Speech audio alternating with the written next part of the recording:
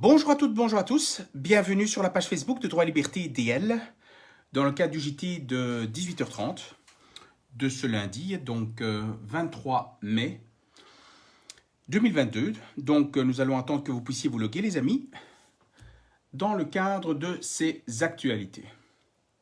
Alors n'hésitez pas aussi à partager un maximum cette vidéo pour que nous puissions diffuser un maximum la réalité de ce qui se passe actuellement.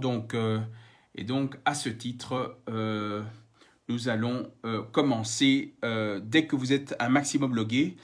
Bonjour à toutes et à tous. Donc voilà.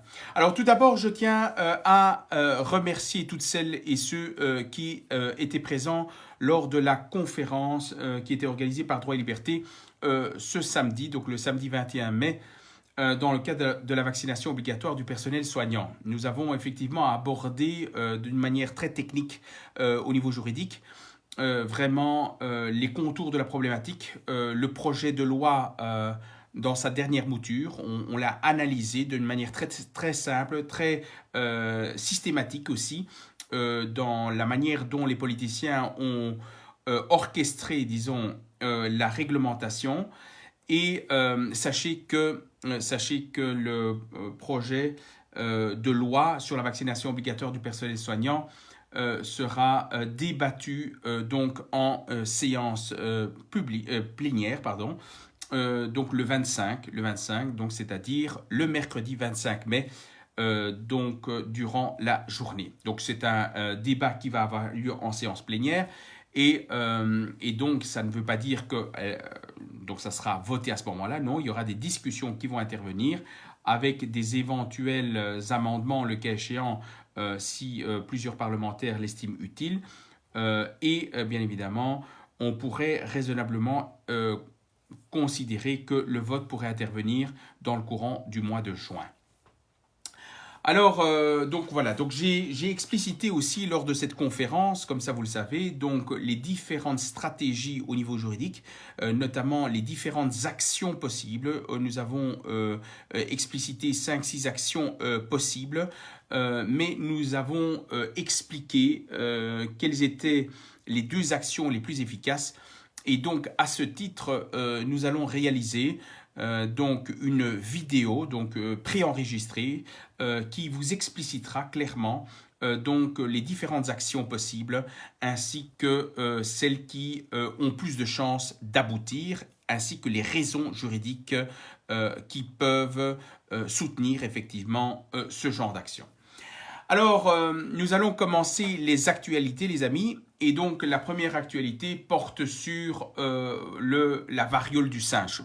Voilà, vous savez qu'en Belgique, il y a 4 cas avérés de contamination liés à la variole du singe. La question a été posée au ministre de la Santé, Van den Broek, dans le cadre de cette contamination. Il explicite le fait que c'est un virus, la variole du singe n'est pas n'entraîne pas des situations graves en cas de contamination en tant que telle, et que on ne doit pas raisonnablement espérer qu'il y ait énormément de contamination en Belgique, de sorte que la question de la vaccination à la variole du singe n'est pas vraiment à l'ordre du jour, mais il a quand même indiqué qu'il y a des discussions au niveau européen pour voir si ils vont ou non acheter donc un vaccin pour cette variole de singe. En effet, il faut savoir que donc au niveau européen, ils sont en train de discuter avec une firme qui aurait annoncé donc la création d'un nouveau vaccin spécifique pour ce variant de variole de singe. Ils sont en train de discuter, mais la Belgique ne sait pas si elle sera pour ou contre d'acheter des vaccins contre la variole de singe. Donc vous vous rendez compte, nous avons des virus qui tombent et en même temps, vous avez des firmes qui proposent le vaccin du virus considéré. Vous vous rendez compte? Donc, c'est comme par exemple, comme dans les ordinateurs, hein, lorsque vous avez un virus dans votre ordinateur, on vous propose toujours un antivirus. Hein. Donc, le virus et l'antivirus est toujours livré au même moment, en général. Eh ben, ici, c'est la même chose. Eh ben, il y a un virus, la variole du singe. Eh ben, vous avez une firme qui vous propose un vaccin spécifique par rapport à ça. Donc, voilà. Donc, tout dépendra de la manière dont les choses se profilent. Donc, rien ne permet d'exclure l'achat de ce vaccin par la Belgique. J'espère que la contamination ne va pas se faire, en tout cas énormément en Belgique, mais il en demeure pas moins que cette contamination se fait de manière tactile, là, donc par le toucher, même par le biais des vêtements. Et par, semble-t-il, des contacts sexuels également aussi. Donc, il faut rester vigilant par rapport à ça, mais ce que je constate, c'est que qu'on est dans une ère où on va nous sortir des virus à tout bout de champ. Et la question que je me pose, on parle maintenant de variole du singe, quand aura lieu la variole du politique? Ça, c'est aussi quelque chose. Est-ce qu'il y a un vaccin contre les politiciens belges? Ça, c'est vraiment la question cruciale qu'il faudra se poser. J'espère qu'il y aura des firmes pour ça, pour la variole du politique. Alors, les amis, on continue. Deuxième actualité proposée par le parti Défi. Hein. Donc, quand j'ai vu cette actualité, je me suis dit que les politiciens vont commencer maintenant à réglementer aussi notre manière de bouger dans la voiture. Alors le parti Défi propose qu'on modifie en fait le code de la route en ce sens qu'on nous demande d'ouvrir sa portière avec la main droite. On appelle ça la poignée anglaise. Donc en substance, au lieu d'ouvrir la porte avec votre main gauche pour ouvrir la porte et sortir, eh ben, on va vous demander d'ouvrir par la main droite de manière telle à vous assurer si oui ou non il y a des trottinettes ou des cyclistes qui passent par là.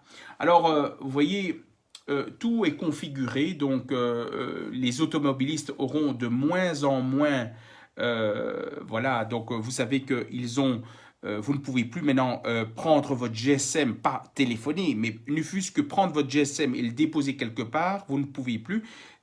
À partir du moment où vous avez votre GSM en main, même si vous ne téléphonez pas, vous avez une amende. Donc directement, de manière automatique. Avant, vous aviez la possibilité de prendre votre GSM, de le déposer quelque part. Maintenant, vous ne pouvez même plus avoir votre téléphone, ne fût-ce que pour le déposer dans votre voiture. Donc, si tel est le cas, vous êtes sanctionné malheureusement par une amende salée. Eh bien, ici, maintenant, on va réglementer, ils veulent réglementer, le parti Défi veut réglementer même la manière de quitter son véhicule et avec probablement des sanctions si vous ouvrez la porte différemment. En fait, on veut maintenant imputer, si vous voulez, une faute ou négligence fautive dans le chef de l'automobiliste en cas d'accident. C'est ça qu'ils veulent faire. Donc, ils veulent faire en sorte à ce que si il devait y avoir un accident, eh ben, ils vont pouvoir, les cyclistes pourront invoquer le fait que le conducteur a utilisé la main gauche ou la main droite, plutôt la main gauche pour sortir, pour pouvoir considérer que vous êtes en tort, que le conducteur est en tort, il aurait dû ouvrir la portière par la main droite. Donc rendez-vous compte, on est en train de vraiment sanctionner vraiment à mort l'automobiliste. Le but des politiciens belges, c'est de faire en sorte à ce que Bruxelles ne soit plus ouvert aux automobilistes, tout simplement. Donc c'est ça leur objectif final en réalité. Hein. Donc on ne pourra plus circuler, on devra circuler soit à pied, soit à vélo, soit en trottinette. Et alors, Et voilà, donc seuls les politiciens belges pourront circuler en voiture, hein, comme d'habitude. Eux, ils peuvent. Eux, ils peuvent, ils ne polluent pas, eux. Voilà. Donc les politiciens pourront circuler en voiture, mais nous pas. Voilà, eux, ils auront des privilèges. Des privilèges, comme à l'époque. Hein. Voilà, les amis. Donc, ça, c'était une actualité. Alors, autre actualité aussi, les amis, c'est concernant le budget wallon. Alors, le Parti socialiste l'a confirmé. Hein. Budget wallon, c'est confirmé, dit-il, dans une des actualités reprises dans la presse nationale. Il n'y aura pas de nouvelles taxes. L'endettement wallon est stoppé et même diminué. Rendez-vous compte. Donc quand j'ai vu ça, je me suis dit, mais comment les politiciens wallons ont fait pour faire reculer l'endettement wallon. Alors je me suis dit, soit ils deviennent, soit on nous raconte des conneries, soit ce sont des magiciens. Alors quand on creuse un peu plus loin, eh ben, on se rend compte en réalité que ce n'est rien d'autre le fait qu'ils ont été puisés dans des fonds, notamment des fonds européens. Tout simplement, ils n'ont pas fait de miracle. Alors, ils n'ont pas fait de miracle. En effet, dit-il, ce montant sans nouvelle taxe pour le citoyen est le fruit d'un travail en 3 axes, comprenant une augmentation des recettes de plus de 300 millions d'euros. Donc, les politiciens européens, wallons, pardon, ont pu récolter 300 millions d'euros. Alors, comment? D'abord, ils ont reçu 69 millions de fonds de solidarité européens prévus dans le cadre des inondations. Donc, ils ont pompé 69 millions de ce côté-là. Ensuite, ils ont fait une réduction, soi-disant, des dépenses de plus de 400 millions d'euros. À savoir plus particulièrement une baisse des financements alternatifs, etc. Et alors la mobilisation de la trésorerie de l'unité des administrations publiques pour près de 100 millions d'euros. Donc en substance, ils n'ont rien fait d'autre, les politiciens, que d'aller pomper dans les caisses parallèles, justement pour pouvoir réduire l'endettement wallon, tout simplement. Donc il n'y a rien d'extraordinaire comme travail réalisé par les politiciens. En gros, du travail visiblement inutile. Inutile parce qu'au lieu de crever l'abcès dans la dette publique, eh ben, ce qui se passe, c'est qu'ils vont pomper du fric ailleurs pour justement pallier à l'endettement wallon. Autre actualité, les amis, donc finalement, les politiciens wallons, ils servent pas à grand-chose, les amis, pas à grand-chose. Mais enfin, pas grave. Alors, autre actualité, une très bonne nouvelle. Alors là, tenez-vous bien les amis, une très bonne nouvelle. La Belgique va devoir jeter 1,3 million de doses de vaccins périmés. 1,3 million de doses de vaccins Covid-19 périmés.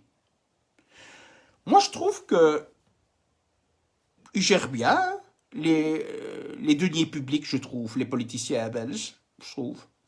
1,3 milliard, on jette ça à la poubelle, tout seul. Alors, donc, visiblement, il y a près de 436 800 doses d'AstraZeneca qui vont périmer fin du mois de mai. Et alors, il y a 880 000 doses de Pfizer et MOD, hein, j'ai pas envie de me faire couper là, encore une fois. En juillet, ça périme également aussi. Donc vous vous rendez compte que la Belgique va jeter à la poubelle 1,3 million de doses. Quand vous savez que le vaccin, à son prix initial, était vendu entre 15 et 20 euros le vaccin, ben, si vous faites 15 à 20 euros le vaccin, on va dire 20 euros le vaccin, par exemple, 20 euros multiplié par 1,3 million, eh ben vous avez le chiffre. On jette à la poubelle, on jette à peu près 3 fois 2. Donc, on est à peu près à 25 millions. On jette 25 millions d'euros à la poubelle grâce à la bonne gestion des politiciens belges. En gros, voilà, 25 millions. Comme si 25 millions, c'était rien pour les politiciens. Alors, pourquoi comment explique-t-on, comment les politiciens expliquent ce fait-là de devoir jeter 1,3 million? Eh bien, très simplement, l'essoufflement de l'épidémie. Ah, voilà, très simplement parce que, tout simplement, comme voilà, il y a une diminution de la contamination Covid-19, eh bien, concrètement, ils doivent jeter les doses de vaccin 1,3 million. Ça montre très bien, en réalité, ça montre très bien que les hésitants, ceux qui hésitaient à se faire une troisième dose, n'ont pas fait la troisième dose. Donc, ils vont jeter 1,3 million de doses parce que les gens n'en veulent pas. Et donc, ceci nous permet de considérer que comme l'Europe est en train de mettre en place un stock stratégique en termes de vaccins, Covid-19, eh bien, concrètement, ce qui se passe, c'est qu'ils vont mettre l'étape suivante, qui est la vaccination obligatoire. Et je pense que la vaccination obligatoire du personnel soignant va intervenir dans le courant soit du mois de juin, soit en juillet, lorsque les Belges se trouvent à la recharger mon GSM un instant. Et donc voilà. Donc ça, c'est quelque chose d'important à savoir. Voilà. Donc voilà, comme je disais aussi, c'est ça, c'est que la vraie raison, c'est que les gens ne veulent plus de ces vaccins et donc ils vont probablement venir en force. Alors, autre actualité, Georges-Louis Boucher et Jean-Marc Nollet, donc MR écolo, eh ben, dans le cadre du prolongement des centrales nucléaires, effectivement, le problème est que les écolos d'un côté ne sont pas très chauds à l'extension quant à l'utilisation des centrales nucléaires. Le MR est pour, mais le problème c'est que ce qu'on ne dit pas, c'est qui va payer les frais de démantèlement, les déchets nucléaires, qui va prendre en charge les déchets nucléaires. Dans le contrat initial, c'était prévu que c'était bien évidemment l'exploitant de la centrale nucléaire. Et maintenant, ils veulent faire en sorte à ce que ce soit l'État qui prenne en charge, donc c'est-à-dire les citoyens belges qui prennent en charge les frais de démantèlement et autres. Ce qui va coûter très très cher, d'où le fait que on va nous annoncer pas mal de taxes et encore des taxes. Alors je ne sais pas, j'aimerais bien vous poser la question aussi à toutes et à tous. J'ai l'impression que on nous a interpellés, plusieurs citoyens nous ont interpellés du fait que certains d'entre vous reçoivent de plus en plus d'amendes dans le cadre de la circulation. Donc voilà, nous avons l'impression qu'il y a de plus en plus de flashs, de plus en plus de contrôles. Et les amendes sont particulièrement salées.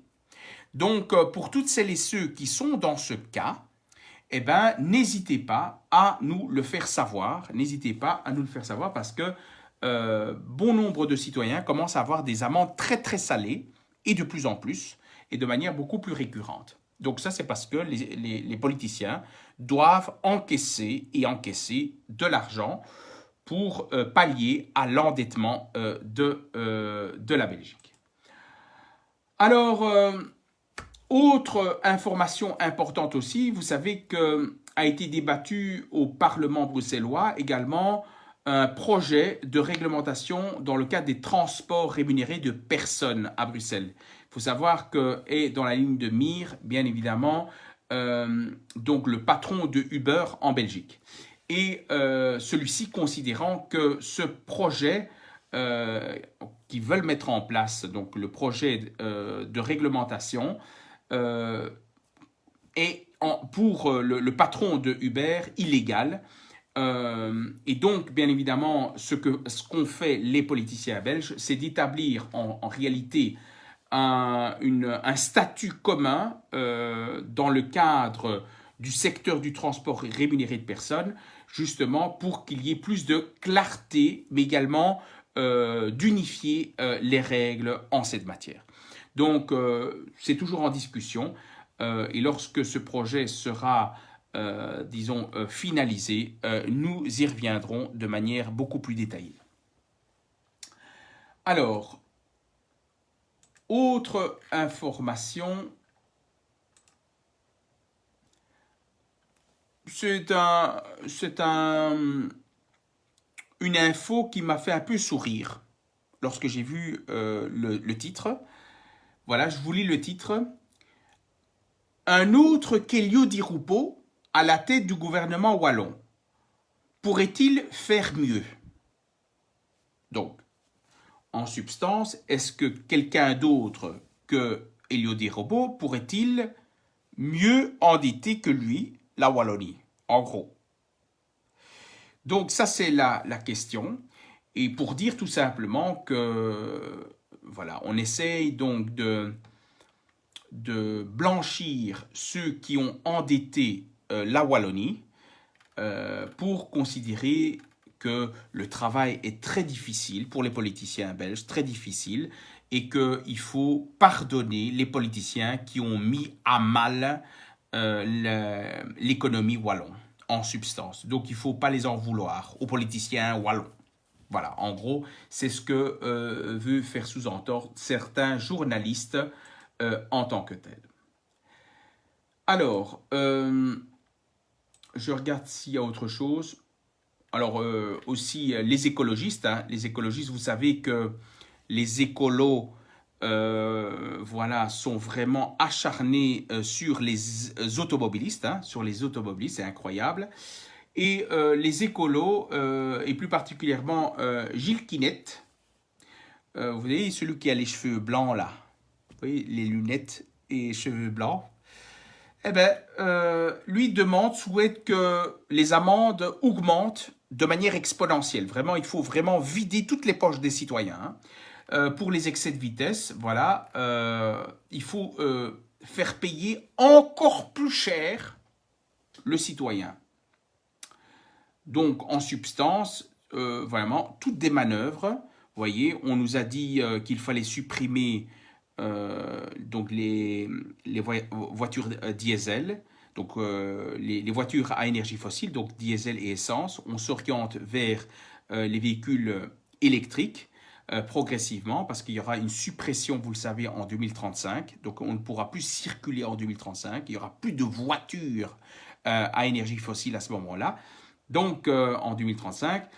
Et donc vraiment, ils sont dans l'optique vraiment de sanctionner un maximum les citoyens qui utilisent des véhicules, justement, pour qu'on puisse se déplacer à pied ou avec les chevaux. Hein. Ça sera plus écologique. Et alors, ce qu'on pourrait faire aussi, c'est les crottes de cheval. On pourrait demander à Écolo comment on peut faire pour les recycler. Hein. On pourrait les mettre dans un sachet Écolo vert qu'on pourrait soigneusement apporter. Voilà, voir un peu comment on pourrait traiter les crottes de cheval. On pourrait les donner à Écolo, hein. Ils auront plein d'idées pour ça. Alors, voilà les amis, donc je n'ai plus rien à vous indiquer. Voilà, c'était les premières actualités donc, de la semaine. Donc nous allons réaliser donc une vidéo très prochainement, d'ici quelques jours, une vidéo explicative donc de ce projet de loi sur la vaccination obligatoire. On avait expliqué, on avait relaté, on avait fait une conférence sur la vaccination obligatoire. Certains n'ont pas pu la voir. Et donc, et surtout la dernière mouture.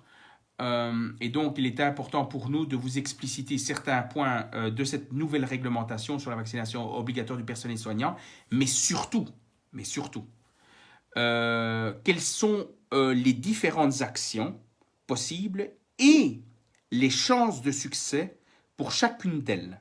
Très important, parce que voilà, certains veulent s'orienter vers une voie, d'autres vers une autre voie. Et le problème, c'est que certaines personnes, les gens ne savent pas que parfois l'exercice de certains recours risque de ne pas aboutir. Et donc, il est important pour nous d'informer les personnes et expliquer pourquoi juridiquement telle action ou telle autre action aura plus de chances ou moins de chances d'aboutir. Donc, on fera une vidéo préenregistrée pour que nous puissions effectivement vous tenir informés. Ben voilà les amis, simplement ces informations-là. Donc n'hésitez pas à partager un maximum la vidéo. N'hésitez pas à vous inscrire à la newsletter de Droit et Liberté. Et donc on se voit nous demain à 18h30 pour les nouvelles infos. Et donc à demain 18h30. Salut les amis, ciao. Je vous aime les amis. Et il faut résister encore. La résistance doit s'installer jusqu'au bout les amis. Jusqu'au bout. Ciao.